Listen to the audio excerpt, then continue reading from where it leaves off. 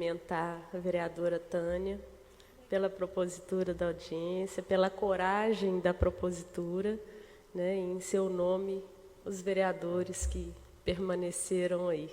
Parabéns também. Eu acho que é um amadurecimento, né, da sociedade. Parabéns a vocês todos também, a turma que está lá fora, porque a política envolve tudo nas nossas vidas, né? Absolutamente tudo. Então, esses debates, essas discussões precisam acontecer cada vez de uma forma mais amadurecida mesmo, para todos os assuntos. Então, eu fico muito feliz de ver essa casa cheia dessa forma e os parlamentares resistindo aí bravamente até o final, mas eu tenho certeza que vocês estão recebendo muitas informações que são novidades para os senhores, né? E a gente está tratando, como já foi dito, do bem mais valioso que nós temos, que eu acho que nem é da nossa própria vida. Eu acho que a vida dos nossos filhos passam a valer ainda mais que as nossas. Porque se eu tivesse oportunidade, eu daria a minha vida, como a Alice, infelizmente, passou por essa experiência. Eu acredito que seja mesmo o sentimento de cada mãe. A gente entregaria as nossas vidas para proteger a vida dos nossos filhos. Então, é isso que nós estamos tentando trazer um pouco de luz a esse tema que é tão belicoso, né? tão discutido, infelizmente, até por muita mistura de ideologia política, e que não é o nosso propósito aqui. Nós estamos discutindo essencialmente o que é ciência médica verdadeira e o que é jurídico. Não tem nenhum viés ideológico, nada disso. Então, vamos lá. Eu vou ratificar algumas coisas que já foram ditas e complementar. Por que, então, a gente vem encarando essa briga, né? Da forma que estamos rodando aí o país, seja pelo Plano Nacional de Educação, que é uma outra pauta que eu e o doutor João Alberto compramos, e seja pela questão da obrigatoriedade da vacina, que tem se restringido aqui na região sul do país mesmo. Porque são questões tão óbvias e tão arriscadas na nossa opinião e entendimento como juristas também, né? Então, vamos retomar algumas coisas. Em primeiro lugar, o Estatuto da Criança e do Adolescente, no seu artigo 14, como os senhores que já foram notificados aí pelo Conselho Tutelar, agentes de saúde, e se alguém chegou até o Ministério Público, infelizmente também eles devem ter argumentado, diz que é obrigatório as vacinas que foram recomendadas pela autoridade sanitária, né? Então, por que esse artigo não é aplicável para o caso da terapia gênica do Covid? Em primeiro lugar, não é vacina. E isso não é achismo. Está no CONITEC, que é o órgão responsável pelo Ministério da Saúde, de classificar os novos medicamentos, as vacinas, os novos tratamentos médicos. O CONITEC classifica como terapia gênica. Fosse vacina, classificaria como vacina. Classificou como terapia gênica porque não é vacina, né? Não precisa ser...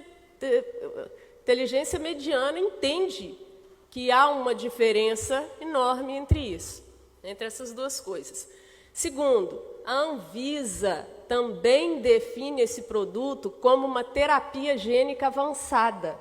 Então, a gente está falando de uma nova tecnologia, o que causa uma tristeza enorme quando nós vimos recentemente a decisão da ministra Nancy Andrighi, do STJ, que concluiu o voto dela dizendo que vacinas salvam vidas e que o interesse coletivo precisa se sobrepor ao interesse individual.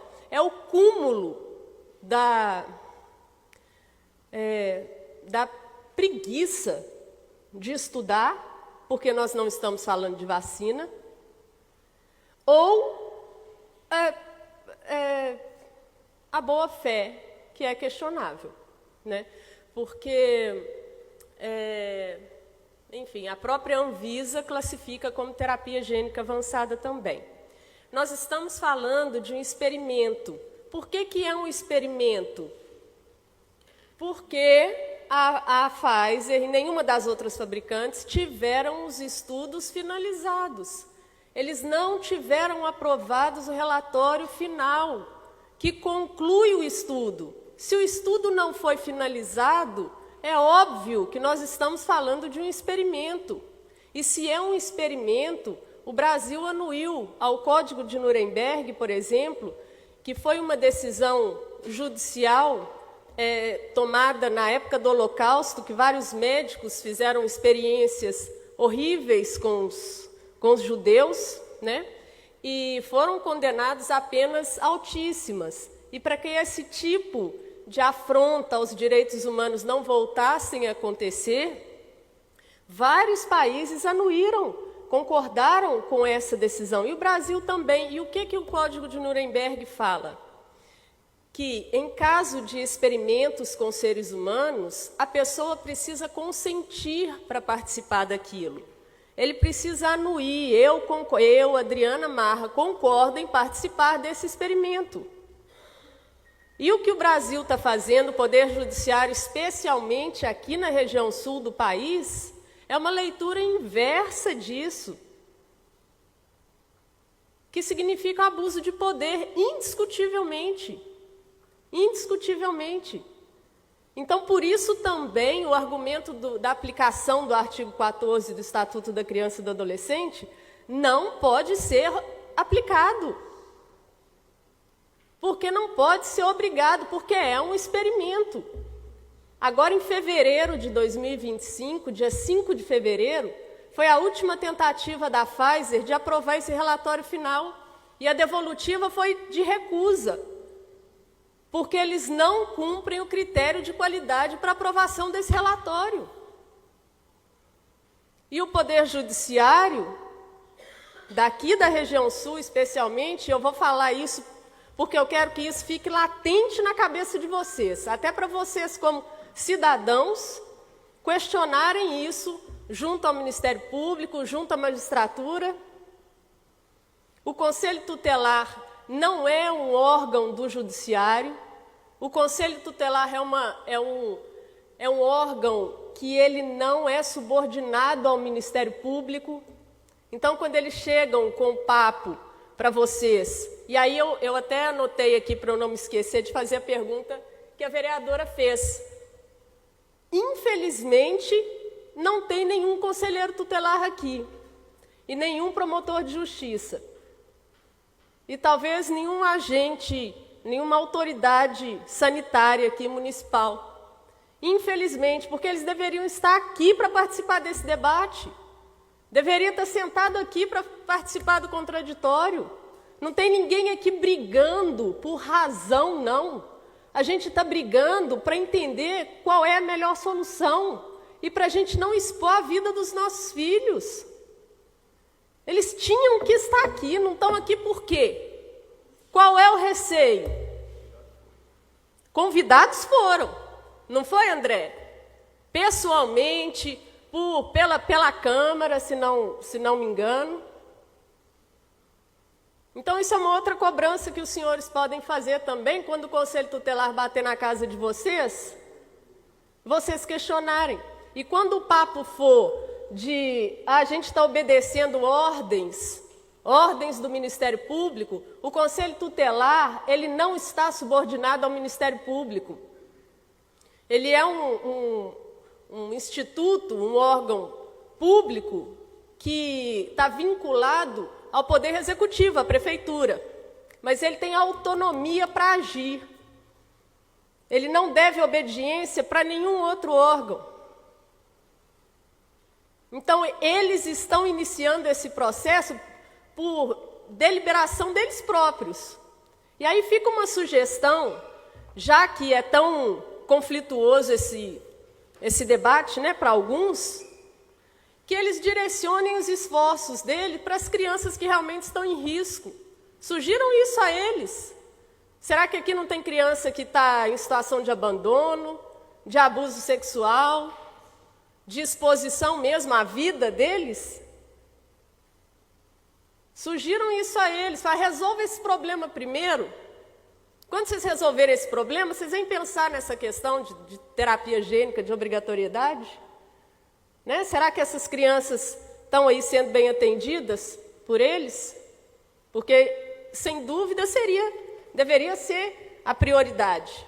Né? Por que essa sanha mesmo? Por causa dessa terapia gênica. E, de novo, não é terapia gênica por achismo, é por definição técnica. Eu estou sendo técnica aqui falando em terapia gênica. Então, a Pfizer teve negada, né, esse último relatório que eles tentaram aprovar, continua sendo um experimento. O argumento de que essa terapia gênica foi incluída no Programa Nacional de Imunização é por causa dessa nota técnica 118 que o doutor João Alberto mencionou e o deputado Arruda também. E a nota técnica, ela não tem competência para incluir vacina, medicamento, nada no Programa Nacional de Imunização. Vacina, né? Medicamento não caberia mesmo. E o estudo de experts sobre o assunto, que eles fizeram, inclusive, um trabalho imprestável de tão incompetente que foi essa nota técnica, porque eu vou dar só a doutora Kemi vai falar mais sobre isso, mas eu vou dar só um spoilerzinho do que ela vai falar. Quando é solicitado, é requerido um parecer técnico de qualquer assunto, o estudo precisa ser específico sobre o que está sendo questionado, o que está sendo pedido. Nesse caso, sobre a fabricante Pfizer, especificamente, e a faixa etária de 6 meses a menores de 5 anos de idade. Né? Eles juntaram 11 estudos para justificar a recomendação, e outros mais que a doutora Kemi vai falar. Mas só para vocês terem uma ideia da incompetência desse trabalho que foi elaborado e que está servindo de argumento, inclusive na decisão do STF, do ministro Zanin, na DPF 1123, que disse que é um erro grosseiro, vexatório para ele, que a nota técnica incluiu essa terapia gênica no PNI. Mas, enfim, voltando. Esses técnicos juntaram 11 estudos para recomendar a inclusão no final. Desses 11 estudos, 10 não se trata ou da faixa etária específica ou da fabricante. Eles juntaram estudos da Moderna, eles juntaram estudos da AstraZeneca, falaram de adolescentes, falaram de adultos. Isso é inaceitável. É inaceitável a qualidade de um trabalho desses. E foi esse trabalho, essa nota técnica, que fundamentou para que a sociedade brasileira toda fosse induzida a erro, inclusive pelas cortes superiores, para que nós entendêssemos que estava, sim, incluída no PNI. E aí que justificava a aplicação do artigo 14 do ECA. Então, mais um motivo que eu estou dando para vocês questionarem quando vierem com essa conversa que a gente vai aplicar o artigo 14 do ECA. Em relação ao atestado médico, não, só uma coisinha antes. A promotora de justiça da cidade de Ascurra, né, só para também, ratificando o que o doutor João Alberto disse, e o deputado também, ela deu um despacho, e a gente está disponibilizando esse despacho, a gente tem um grupo que está bem grande, um grupo jurídico, talvez até alguns dos senhores já façam parte, mas a gente tem disponibilizado várias legislações, jurisprudências, enfim, nesse grupo. E lá, o despacho, nós temos orientado que vocês imprimam e levem esse despacho para quando forem notificados pelo Conselho Tutelar, quando forem notificados pelo próprio Ministério Público, porque é muito coeso e ela justifica o arquivamento exatamente pelo fato de não ter sido incluído no Programa Nacional de Imunização, porque esse ato só é perfeito, ele só é completo quando sai a publicação no Diário Oficial. E não saiu. Então, é mais um motivo que não pode ser obrigatório. Na decisão do STF de 2020, quando nós estávamos em pandemia, quando a Covid era um problema de saúde pública, que hoje não é mais, então, naquele estado pandêmico, né, no estado de exceção, que justificaria algumas medidas meio autoritárias ali, mas para conter a situação de exceção que estava acontecendo, nem durante a pandemia, na lei 13.979 de 2020, que foi promulgada, ela permitia esse tipo de abuso de autoridade que a gente está vendo acontecer hoje, que é a busca e apreensão de criança para vacinação forçada, que é a aplicação de multas absurdas, como a Débora está sendo executada já, né? E a ameaça de perda de poder familiar, porque a família não quer vacinar. Nem na época, o que eu estou querendo que vocês reflitam é o seguinte: por que o Ministério Público, principalmente, está fazendo isso agora, que o Covid não é problema de saúde pública, que nenhum organismo mundial, nem a própria Pfizer, recomenda a vacinação para a criança nessa faixa etária? Na bula fala que é um grupo que não é um grupo de risco. A gente sabe que as mortes de crianças pequenas é 0,0004%. O que já teve de morte por causa da vacina supera 1 milhão de vezes isso. Não sei se é 1 milhão não, mas supera muito isso. Nós temos aqui, que já disponibilizamos nesse grupo também, inclusive, um artigo que, com 1.296 artigos científicos que comprovam efeitos adversos dessa terapia gênica. É um outro material interessante para os senhores imprimirem e levarem para o Conselho Tutelar, quando forem chamados, e entregarem para o Ministério Público quando forem chamados. Porque é uma outra condição do Código de Nuremberg que os benefícios do experimento superem os malefícios. Então, é uma outra infração o desconhecimento disso.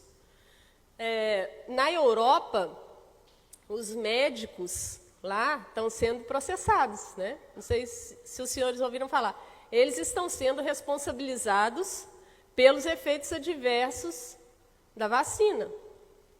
E isso vai chegar aqui, porque foram os médicos que recomendaram, na condição que tudo está acontecendo, nesse contexto todo, que recomendaram a vacinação, funcionaram como os idiotas úteis. Porque a Pfizer, quando assinou o contrato com o Brasil, não assumiu a responsabilidade de efeitos adversos, não. Né? O governo acabou se colocando nessa... E isso infringe o Código do Consumidor, inclusive. Grosseiramente, o doutor João Alberto pode falar muito melhor do que eu sobre isso. Porque todo produto que é lançado no mercado, o fabricante necessariamente precisa se responsabilizar pelos riscos disso. Né?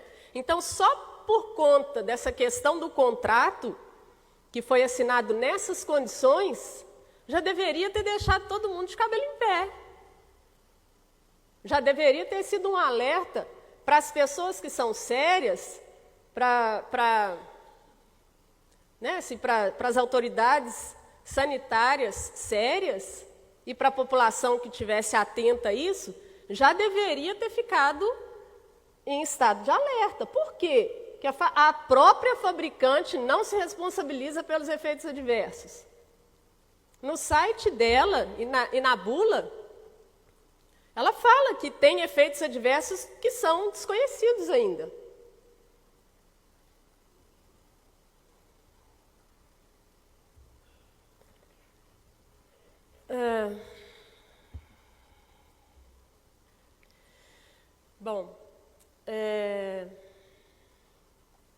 A questão do atestado médico também, né? Eu tenho recebido mensagens de várias cidades, e assim, tem conselho tutelar que já está editando uma nota própria do próprio conselho, informando os pais, ameaçando, né, constrangendo ilegalmente os pais, dizendo que essa nota do próprio conselho tutelar considerou que a recusa da vacina é crime, dessa terapia gênica é crime. E os pais mandam mensagens aterrorizados. Nossa, eu vou ser preso, então, se eu não vacinar, e eles não estão aceitando atestado médico, né? Ô, gente, tem uma coisa que precisa ficar muito claro também para vocês, é o seguinte. Tem uma legislação federal, um decreto, que regulamenta a lei do Programa Nacional de Imunização, o decreto 78231 de 76, artigo 29, parágrafo único, vocês podem pesquisar aí no Google, que vai aparecer rapidinho, que fala que quem tem atestado médico está isento de vacinar. Esse decreto é de 76. Então, as vacinas comuns que o senso comum entende que são positivas, e são mesmo, né? Em uma ou outra pessoa já causava algum efeito adverso, não é à toa que tem esse decreto, porque as normas elas só são regulamentadas, implementadas, quando alguns fatos antecederam a ela. Então, algumas situações acontecem que há necessidade de regulamentar essa situação. Então, se em 76 publicaram esse decreto que garante a isenção de vacina se a pessoa tiver um atestado médico, é porque já aconteciam os fatos isolados, né?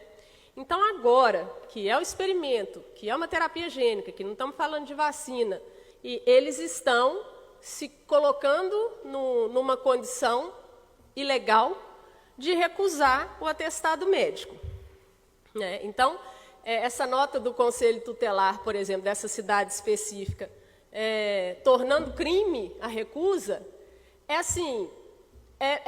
de rir para não chorar.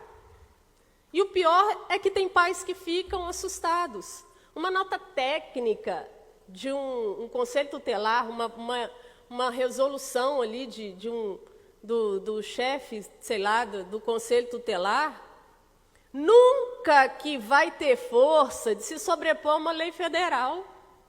Nunca. E a gente tem uma legislação que é federal, ela precisa ser cumprida. Ela é legal, não tem nenhuma ação aí de inconstitucionalidade dela proposta, não. Ela é válida e precisa ser respeitada. E não tem juiz nenhum, não tem promotor de justiça, não tem conselheiro tutelar, não tem agente de saúde, ninguém com autoridade para questionar um atestado médico. Ninguém.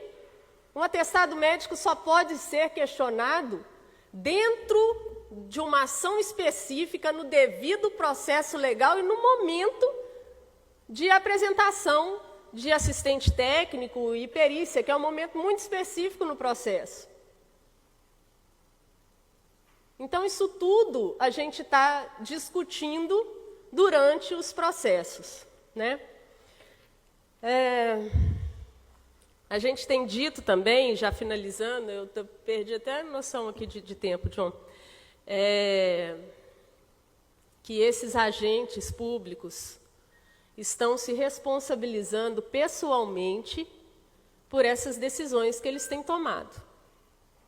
Então, a gente tem entrado com algumas interpelações, já judiciais, né, que têm o objetivo de comunicar essas autoridades públicas que, se esse modus operandi continuar de ameaça, de constrangimento ilegal, de pressão às famílias, a família específica, né, porque a interpelação é para cada família, e a família não suportar essa pressão, se sentir coagida a tal ponto que, pelo desespero, né, de estar entre a cruz e a espada, levar a criança e vacinar, e disso advier os efeitos adversos, podendo chegar até a óbito, que essas autoridades serão responsabilizadas no seu CPF.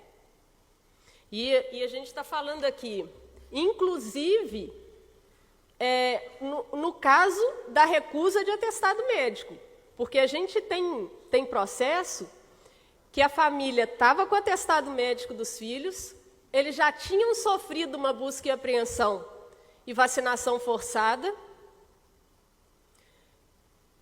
Com o atestado médico, a juíza, né, assim, porque tem uns juízes que se sentem semideuses, e eu estou falando como advogada, só um parênteses aqui, porque tem pessoas que acham que os juízes, hierarquicamente, estão num nível superior ao Ministério Público e aos advogados, né? E não é assim. Nós estamos num nível de igualdade, cada um cumprindo a sua função, cooperando, que deveria ser para a pacificação social, para a gente encontrar uma decisão que seja justa realmente. Mas é um triângulo ali, é uma trilogia que é para funcionar de uma forma respeitosa, mas completamente independente. Então, não tem nenhum tipo de subordinação ou de hierarquia entre advogados, Ministério Público e magistratura, não. Então, por isso que eu falo com muita tranquilidade que, quando eles recusam um atestado médico, por exemplo, e a família sucumbe à pressão e vacina a criança, eles estão assumindo a responsabilidade, inclusive, de artigos do Código Penal. O artigo 132, por exemplo, do Código Penal, fala sobre expor a vida ou a saúde de outrem a risco. E a recusa do atestado e a família sucumbir e levar para vacinar é exatamente isso. Eles estão expondo a vida e a saúde dos filhos de vocês a risco. Então, para finalizar, e eu digo isso como mãe também, não só como advogada, mas se eu estivesse passando por uma situação dessas com os meus filhos, eu não hesitaria nenhum minuto em processar todas essas autoridades pelos seguintes crimes aqui do Código Penal que eles estão infringindo, tá? O abuso de autoridade mesmo, o artigo 129 que fala sobre agredir a integridade física ou mental da pessoa, eles estão fazendo isso com vocês, pais, especialmente, porque às vezes, deitada assim, né, para dormir e o sono não vem, porque eu fico imaginando e me colocando no lugar de vocês, a pressão, e quantas mães já me ligaram e já me mandaram mensagem e áudio, às vezes chorando, falando, tem uma semana que eu não durmo, de preocupação, qualquer hora pode bater aqui uma viatura de polícia para pegar meus filhos. Então, isso é uma tortura, isso é uma covardia sem tamanho. 132, colocar a vida ou a saúde de outro em risco, o constrangimento ilegal, a ameaça, né? Vocês vão perder o poder familiar, vocês vão ser multados, vocês vão ser... vou pegar seu filho à força e vou levar para vacinar. Isso é ameaça. E por uma questão que é ilegal, porque a obrigatoriedade, ela é ilegal, por tudo que a gente já falou. por perseguição, violência psicológica e por denunciação caluniosa. Denunciação caluniosa é quando eles alegam que vocês estão deixando de inocular essa terapia gênica nos filhos de vocês porque vocês estão sendo negligentes. Isso é uma calúnia. Na verdade, a gente sabe muito bem que o que vocês estão fazendo é protegendo a vida dos filhos de vocês bravamente. Bravamente. Então é isso. Acho que essa era a contribuição. A gente fica à disposição aqui, não sei se a gente tem alguns minutinhos para